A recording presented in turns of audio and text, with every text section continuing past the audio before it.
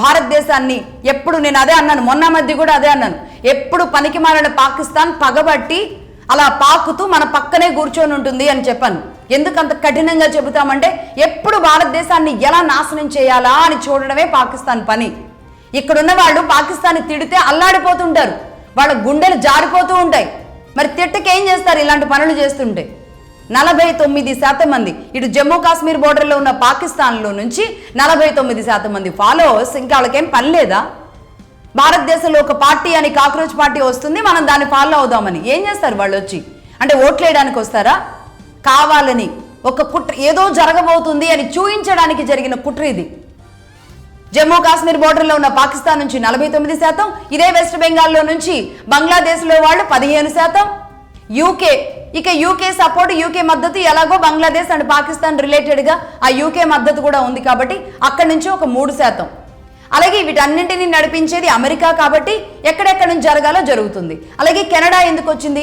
ఇదే ఖలిస్తాన్ వేర్పాటు ఉద్యమానికి మొత్తం కూడా యూకే అండ్ కెనడా బేస్గానే ఆ కుట్రలు కుతంత్రాలు వాళ్ళ ఫండింగ్ అంతా జరిగింది అని నేను మొన్నటి ఎపిసోడ్లో కూడా చెప్పడం జరిగింది.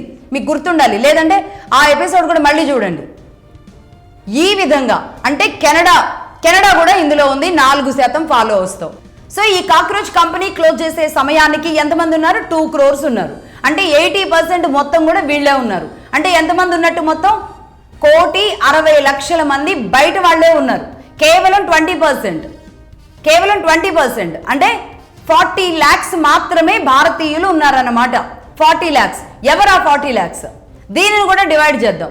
అంటే ఒక్కొక్క పార్టీ నుంచి, టీఎంసీ నుంచి, కాంగ్రెస్ నుంచి, ఆప్ నుంచి, ఈ 3 పార్టీల నుంచే ఈ 40 లక్షల మంది ఉన్నారు. 40 లక్షలు అంటే దీన్ని కూడా డివైడ్ చేసుకుంటే అంటే ఎంతెంతమంది ఉన్నారు ఇందులో?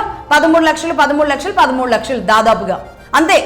ఒక్కొక్క పార్టీ నుంచి గట్టిగా బలం చేకూర్చి ఈ వారం 10 రోజుల పాటు 13 లక్షల మందిని ఒక్కొక్క పార్టీ ఇందులో చేర్చుకుంటూ వచ్చింది. కానీ సక్సెస్ఫుల్గా దీన్ని డ్రైవ్ చేసింది మాత్రం పాకిస్తాన్ అన్నమాట. అంటే కేవలం ఈ బొద్దింకల మొఖాలు పెట్టుకుని వీళ్ళ మొఖాలు చెల్లక వీళ్ళ రంగులన్నీ వెలిసిపోయిన తర్వాత ఇంకా వీళ్ళ మొఖాలు ఏంటి అనేది ప్రజలకు అర్థమైపోయిన తర్వాత భారతదేశంలో మన మొఖాలు చెల్లవు కాబట్టి ఈ కాక్రోచ్ ముఖం పెట్టుకుందామని వస్తే సాగుతుందా?